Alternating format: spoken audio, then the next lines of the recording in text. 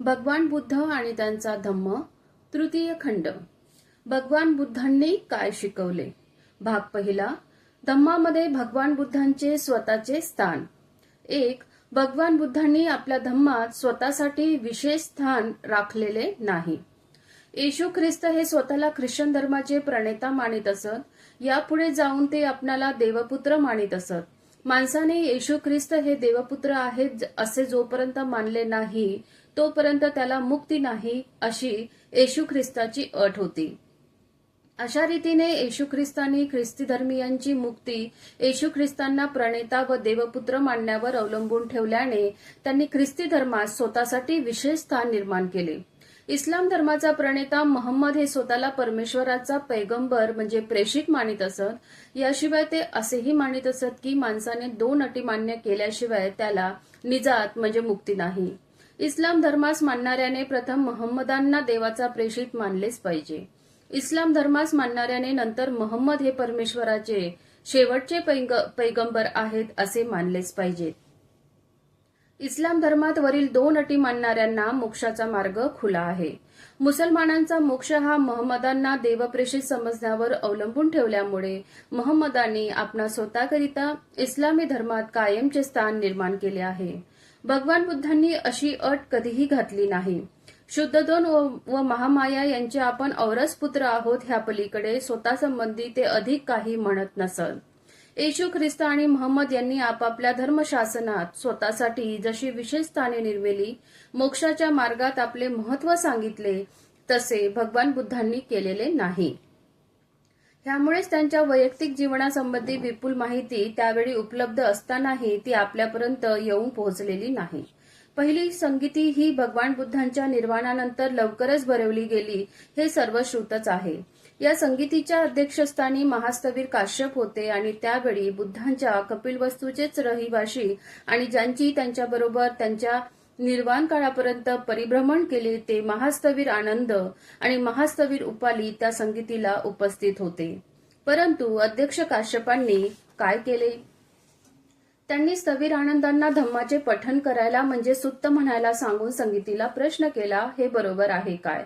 ज्या ज्यावेळी संगीती होकारात्मक उत्तर देई त्या त्यावेळी महास्थवीर काश्यप त्या प्रश्नांना अधिक चर्चा होऊ न देता तो प्रश्न तिथेच संपवित असत.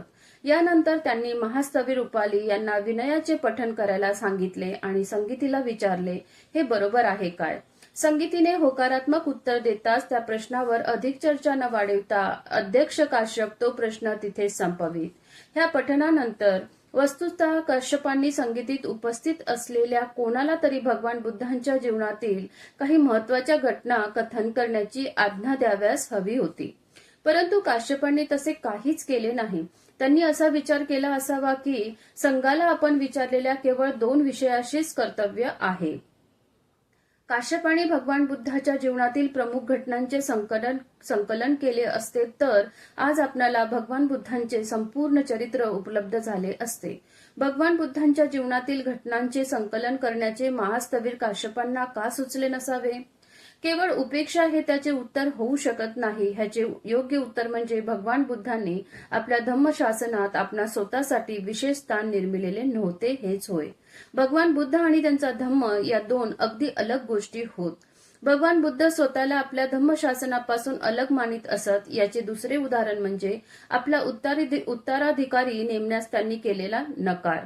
2-3 वेळेला त्यांच्या अनुयायांनी त्यांच्या पश्चात कोणी अधिकार चालवायचा ह्याचा निर्देश करण्याची भगवंतांना विनंती केली होती, म्हणजे उत्तराधिकारी नेमण्याची विनंती केली होती आणि प्रत्येक वेळी भगवान बुद्धांनी तसे करण्याचे नाकारले. धम्म हाच आपला स्वतःचा उत्तराधिकारी असे त्यांचे प्रत्येक वेळी उत्तर असे. धम्म हा स्वतःच्या अंगच्या सामर्थ्याने जगला पाहिजे, त्याच्या मागील माणसाच्या सत्तेमुळे नव्हे असे त्यांचे स्पष्ट म्हणणे होते. ज्या धम्माला जगाव्यास माणसाच्या सत्तेचे बळ लागते तो धम्म नव्हे असे त्यांनी म्हटले. धम्माची सत्ता चालव्यास प्रत्येक वेळी संस्थापकाचे नाव घेणे आवश्यक भासत असेल तर तो धम्मच नव्हे. धम्म आणि त्यातील आपले स्थान यासंबंधी भगवान बुद्धांचा दृष्टिकोन अशा प्रकारचा होता. 2. भगवान बुद्धांनी मोक्षदानाचे आश्वासन दिले नाही. ते म्हणत, मी मार्गदाता आहे, मोक्षदाता नाही. बहुतेक धर्म हे साक्षात्कारी धर्म म्हणून वर्णिले जातात, परंतु भगवान बुद्धांचा धम्म हा साक्षात्कार नव्हे. साक्षात्कारी धर्म म्हणजे तो देवाचा संदेश असतो, जेणेकरून देवाला निर्माता समजून त्याची पूजा करून आत्म्याचा मोक्ष मिळवून घेणे. हा संदेश बहुधा एखाद्या नियुक्त केलेल्या व्यक्तीच्या म्हणजे प्रेषिताच्या मार्फत पाठवलेला असतो व त्या प्रेषिताला पैगंबर म्हणतात आणि प्रेषित लोकांना तो साक्षात्कार उघड करून सांगतो, मग त्याला धर्म असे म्हणतात. प्रेषिताचे काम म्हणजे त्या धर्माशी इमान किंवा विश्वास राखणाऱ्यांचा मोक्ष लाभ निश्चित करणे हे असते. धर्माशी इमान राखणाऱ्यांचा मोक्ष म्हणजे त्यांच्या आत्म्याची सुटका किंवा मुक्ती करणे, जेथे करून तो नरकात जाणार नाही आणि त्यांच्यासाठी अशी अट असते की ते प्रेषिताला देवदूत मानतील आणि त्याने आणलेल्या देवाच्या आज्ञा पाळतील. भगवान बुद्धांनी आपण प्रेषित किंवा देवदूत आहोत असे कधीच सांगितले नाही आणि तसे कोणी मानल्यास ते त्याचे खंडन करीत असत. याहून अधिक महत्वाचा मुद्दा म्हणजे भगवान बुद्धांचा धम्म हा एक शोध होता आणि म्हणून जे धर्म साक्षात्कारी म्हणून समजले जातात त्यांचे पासून तो अगदी वेगळा समजला पाहिजे. भगवान बुद्धांचा धम्म हा एक शोध आहे असे म्हणण्याचे कारण हे आहे की पृथ्वीवरील मानवी जीवनाच्या सखोल अभ्यासातून तो उद्भवलेला आहे आणि ज्या स्वाभाविक प्रवृत्तीनुसार माणूस जन्म घेतो त्यांच्या क्रिया प्रक्रिया यांना पूर्णतः समजावून त्यांच्यावर विचार केल्याचा तो परिणाम आहे. त्याचप्रमाणे माणसाचा इतिहास व परंपरा ह्यांच्यामुळे त्यांना मिळालेले इष्ट किंवा अनिष्ट वळण ह्यांच्या संशोधनाचा परिणाम म्हणजे बुद्धधम्म होय. सर्वच प्रेषितांनी मोक्षाचे आश्वासन दिलेले आहे, मुक्तिदाता असल्याचे सांगितले आहे. मोक्षाचे आश्वासन न देणारा धर्मसंस्थापक केवळ भगवान बुद्ध हे एकमेव होऊन गेलेले आहेत. त्यांनी मोक्षदाता आणि मार्गदाता यामध्ये विभाजक रेषा काढली आहे. एक मोक्षाचे आश्वासन देणारा आहे तर दुसरा केवळ मार्ग दाखविणारा आहे. भगवान बुद्ध हे केवळ मार्गदाता होते. मोक्ष हा ज्याचा त्याने आपल्या श्रमाने मिळवायचा असतो असे त्यांचे सांगणे होते. आपले हे मत मोगलान ह्या ब्राह्मणाला खालील सुक्तात भगवान बुद्धांनी स्पष्ट करून सांगितले. एकदा भगवान श्रावस्तीमध्ये मिगार मातेच्या पूर्वाराम प्रासादात उतरले होते. त्यावेळी ब्राह्मण मोगलान हा गणक म्हणजे हिशोब ठेवणारा तथागतांजवळ आला आणि अभिवादन करून त्यांच्या बाजूला बसला. कुशलक्षेम विचारल्यावर तो गणक मोगलान तथागतांना म्हणाला, श्रमण गौतमा, ज्याप्रमाणे माणसाला या प्रासादाचे दर्शन क्रमशः होते, एका क्रमानुसार पाऊल पुढे पडते, मग क्रमशः पुढील मार्ग दिसतो, हळूहळू पायऱ्या चढून शेवटची पायरी येते, त्याप्रमाणे आम्हा ब्राह्मणांचे शिक्षण क्रमशः घडते, म्हणजेच आमचे वेदाध्ययन क्रमशः पायरीने होते. श्रमण गौतमा, ज्याप्रमाणे अंकगणनेत आणि धनुर्विद्येत पायरीने प्रगती होते, त्याप्रमाणेच आम्हा ब्राह्मणांची आपल्या शिक्षण क्रमात क्रमशः प्रगती होते. जेव्हा आम्ही शिकवणी देतो तेव्हा शिष्याला 1 एकी 1, 2 दुनी 4, 3 त्रिके 9, 4 चौके 16 असे 100पर्यंत पाढे शिकवतो. गौतमा, आता तुम्ही सांगा, तुमच्या धम्मामध्ये सुद्धा अशाच तऱ्हेचे क्रमिक प्रगतीशील शिक्षण तुमच्या शिष्यांना मिळते काय? होय ब्राह्मणा, असेच मिळते. ब्राह्मणा, एखाद्या अश्वविद्येतील निपुण पुरुषाचे उदाहरण घेऊया. तो प्रथम एक जातीवंत घोडा घेऊन त्याला लगाम लावून पहिला धडा देतो, नंतर तो त्याला अधिकाधिक शिकवू लागतो. ब्राह्मणा, अगदी त्याचप्रमाणे तथागत शिकाऊ माणसाला म्हणजे श्रमणाला हाताशी धरतात आणि त्याला पहिला पाठ असा देतात, बंधू, शीलवान हो आणि कर्तव्याच्या जाणीवेने स्वतःला संयमित कर. सदाचार संपन्न हो. शूद्र दोषातही भय आहे हे ओळखून स्वतःचे वर्तन संयमित ठेव. विनयाचे परिपालन कर. हे सर्व तो शिकल्यानंतर तथागत त्याला असा दुसरा पाठ देतात, ये श्रमणा ये. डोळ्यांनी वस्तू पाहिली असता तिच्या बाह्य देखाव्याने अथवा तपशिलाने भारला जाऊ नकोस. संयम रहित चक्षु इंद्रियाने रूपग्रहण करताना ज्या सतृष्ण वृत्ती, काम, क्रोध, लोभ, मोह, मद किंवा मत्सर पाण्याच्या पुराप्रमाणे माणसाच्या चित्ताला बुडवून टाकतात, त्या दुर्वृत्तीला ताब्यात ठेवण्याचा सतत प्रयत्न करीत राहा. चक्षु इंद्रियाविषयी सावधान राहा. चक्षु इंद्रिये संयमित ठेव. इतर इंद्रियाबाबतही असाच निग्रह कर. जेव्हा कानाने एखादा आवाज ऐकतोस, नाकाने वास घेतोस, जिभेने रुची घेतोस, शरीराने वस्तूला स्पर्श करतोस आणि ज्यावेळी तुझ्या मनाला त्या वस्तूंची जाणीव होते, त्यावेळी त्या वस्तूंच्या सामान्य दर्शनाने अथवा तपशिलाने मोहून जाऊ नकोस. शिष्याने असे इंद्रिय प्रभुत्व मिळवले की नंतर तथागत त्याला पुढील पाठ देतात, श्रमणा ये. हात राखून खात जा, खाताना चित्त सावध राहू दे. केवळ एक खेळ म्हणून किंवा शरीराचे चोचले म्हणून अथवा वैयक्तिक शरीर शौशस्त्व राखण्यासाठी म्हणून खाऊ नकोस. तर ही शरीर यष्टी ठीक राहावी, तिचे पोषण व्हावे, तिला इजा होऊ नये आणि श्रेष्ठ जीवन जगता यावे यासाठी आपण भक्षण करावे.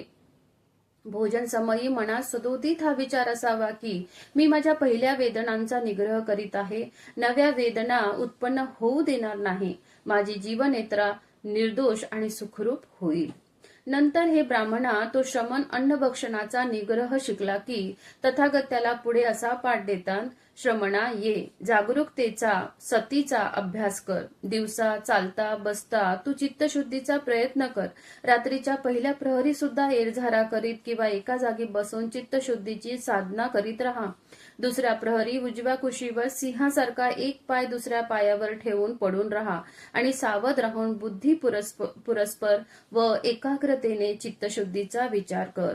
तिसऱ्या प्रहरी उठ आणि एरझारा करीत किंवा बसून आपले चित्तमलापासून परिशुद्ध कर. आणि हे ब्राह्मणा, तो श्रमण जागरूकतेचा अभ्यासी झाल्यावर तथागताला पुढील पाठ देतात, तो असा: श्रमणा ये, जागरूकता आणि स्मृती म्हणजे सम्यक जाणीव यांनी युक्त हो. पुढे जाताना किंवा मागे येताना आत्मसंयम राखीत जा. पुढे किंवा मागे भिक्षापात्र नेत असताना, खाताना, चघळताना, स्पर्श करताना, शरीराचे कोणतेही काम करताना, चालताना, उभे असताना, बोलताना किंवा मौन धारण केलेले असताना सदैव स्मृतियुक्त म्हणजे जाणीवपूर्वक संयम राखीत जा. नंतर हे ब्राह्मणा, त्या शिष्याला आत्मसंयम साधता आला तर तथागत त्याला पुढील पाठ देतात: श्रमणा ये, एखादे एकांताचे स्थान शोधून, मग ते अरण्य असो, एखादा वृक्ष असो, पर्वत गुहा असो, स्मशान स्थान असो, वनगुल्म असो, आकाशाखालील मोकळी जागा असो अथवा गवत पेंढ्यांच्या राशीजवळची जागा असो, तसे एखादे एकांत स्थान तू शोधून काढ आणि अन्न भक्षण केल्यानंतर आसन मांडी घालून शरीर ताठ ठेवून 4 प्रकारच्या ध्यानांचा अभ्यास कर. हे ब्राह्मणा, जे श्रमण शिष्य आहेत ज्यांनी मनोनिग्रह अद्याप साधलेला नाही, परंतु तो तसा साधण्याची ज्यांना इच्छा आहे, त्यांना मी असे क्रमाक्रमाने शिक्षण देतो. परंतु ज्यांनी अर्हतपद प्राप्त केले आहे, ज्यांनी आसवांचा नाश केला आहे, ज्यांनी आपल्या जीवनाचा उद्देश साधलेला आहे, जे कृत्य आहेत, ज्यांनी आपल्या शिरावरील तृष्णेचा भार उतरून ठेवला आहे, ज्यांनी मुक्ती मिळवली आहे, ज्यांनी भवबंधनाचा मूलोच्छेद केला आहे आणि प्रज्ञेने जे विमुक्त झालेले आहेत, त्यांना वरील अभ्यासक्रम आपले वर्तमान जीवन सुखरूप आणि जागरूकतेने संयमित राखण्यास उपकारक ठरतो. तथागतांचे हे भाषण ऐकून तो गणक मोगलान ब्राह्मण म्हणाला: परंतु गौतमा, मला हे सांगा की तुमचे सर्व शिष्य अशा तऱ्हेची परिपूर्णता किंवा निर्वाण मिळवू शकतात काय? किंवा काहींना ते मिळवताना अपयश येत नाहीत काय? हे ब्राह्मणा, माझ्या काही श्रावकांना असा उपदेश केला असताना किंवा त्याचा त्यांनी अभ्यास केला असताना काहींना निर्वाण साधता येते आणि काहींना ते साधता येत नाही. परंतु गौतमा, याचे कारण काय? तिथे ते निर्वाण आहे, इथे हा निर्वाणाकडे जाण्याचा मार्ग आहे. इथे श्रवण गौतमासारखा थोर गुरु आहे आणि ज्यांना तुम्ही असा उपदेश केला आहे, शिक्षण दिले आहे, त्यांच्यापैकी काहींनाच फक्त निर्वाण साध्य व्हावे व काहींना होऊ नये, हे कसे? हे ब्राह्मणा, त्या प्रश्नाचे तुला मी उत्तर देतो, परंतु प्रथम माझ्या एका प्रश्नाचे तुला योग्य वाटेल तसे उत्तर द्यावे लागेल. सांग, तुला राजगृहाचा रस्ता पूर्णपणे माहीत आहे काय? होय, मला तो पूर्णपणे माहीत आहे. बरे, मग ह्या रस्त्यासंबंधित पूर्ण माहिती दिली असताना एक मनुष्य चुकीचा मार्ग धरतो आणि भलतीकडे चालू लागतो, पूर्वेकडे जाण्याऐवजी पश्चिमेकडे जातो. नंतर दुसरा मनुष्य येतो, तो मार्गनिर्देशासंबंधी तुला विनंती करतो, तू त्याला त्याच सूचना करतोस, तो तुझ्या सूचनेप्रमाणे वागतो आणि सुरक्षितपणे राजगृहाला जाऊन पोहोचतो. ब्राह्मण बोलू लागला: त्याला मी काय करणार? फक्त मार्ग दाखवणे हे माझे काम आहे. हे ब्राह्मणा, मग मी तरी काय करतो? हे तू ताडले असशीलच, तथागत फक्त मार्गच दाखवतात. या सुक्तावरूनच हे स्पष्ट होते की भगवान बुद्ध हे मोक्षाची आश्वासने देत नाहीत, ते फक्त मार्ग दाखवतात. आणि मोक्ष म्हणजे काय? हजरत मोहम्मद आणि येशू ख्रिस्त यांच्या शिकवणीनुसार मोक्ष म्हणजे प्रेषिताच्या मध्यस्थीने नरकात जाण्यापासून जीवाला वाचवणे. भगवान बुद्धांच्या शिकवणीप्रमाणे मोक्ष म्हणजे निर्वाण, आणि निर्वाण म्हणजे राग लोभादी विकारांचा निग्रह, राग द्वेषाच्या आगेला विझवणे. अशा धर्मात मोक्षाचे वचनबद्ध आश्वासन कसे मिळणार बरे? 3. भगवान बुद्धांनी स्वतःसंबंधी अथवा आपल्या धम्मासंबंधी अपौरुषेयतेचा दावा मांडला नाही. त्यांचा धम्म एका माणसाने माणसासाठी शोधून काढलेला आहे. तो अपौरुषीय म्हणजे साक्षात्कारी स्वरूपाचा नाही. प्रत्येक धर्माच्या संस्थापकाने आपण किंवा आपली शिकवणूक दैवी असल्याचा दावा मांडलेला आहे. मोझेस यांनी आपली स्वतःची उत्पत्ती दैवी असल्याचे म्हटले नाही, परंतु त्यांची शिकवणूक मात्र दैवी असल्याचे म्हटले आहे. त्यांनी आपल्या अनुयायांना सांगितले आहे की दुधामधाच्या प्रदेशात ज्यांना जावायचे असेल त्यांनी त्यांची ती शिकवून मान्य केलीच पाहिजे, कारण ती जिहोवाची म्हणजेच ईश्वराचीच शिकवणूक आहे. येशू ख्रिस्तांनी आपण देवपुत्र असल्याचे स्वतः सांगून दैवीपणावर स्वतःचा हक्क सांगितला आहे. स्वाभाविकपणे त्यांची शिकवणूकही दैवी झालेली आहे. कृष्ण तर म्हणत असतो, मी स्वतःच ईश्वर आहे आणि गीता हा माझा शब्द म्हणजे ईश्वराचे वचन आहे. भगवान बुद्धांनी आपल्या शासनासंबंधी किंवा स्वतःसंबंधी कधीही असा दावा मांडला नाही. तर ते असे म्हणत असत की ते स्वतः इतर माणसासारखे असून त्यांचा संदेश म्हणजे एका माणसाने माणसांना दिलेला संदेश आहे. आपला संदेश प्रमादरहित आहे असे त्यांनी कधीच म्हटले नाही. ते म्हणतात, माझा संदेश म्हणजे माझ्या मताप्रमाणे मुक्तीकडे जाण्याचा एकमेव सत्य मार्ग आहे. त्याचा आधार म्हणजे जगातील सर्व माणसांचा जगासंबंधीचा सारखाच अनुभव होय. ते म्हणत असत की त्यात कितपत सत्य आहे हे पाहण्यासाठी त्यासंबंधी कोणताही प्रश्न विचारायचा आणि त्यांचे परीक्षण करायला सर्वांना स्वातंत्र्य आहे. इतर कोणाही धर्मसंस्थापकाने आपल्या धर्माला अशा प्रकारची कसोटी लावण्याचे आव्हान दिलेले नाही.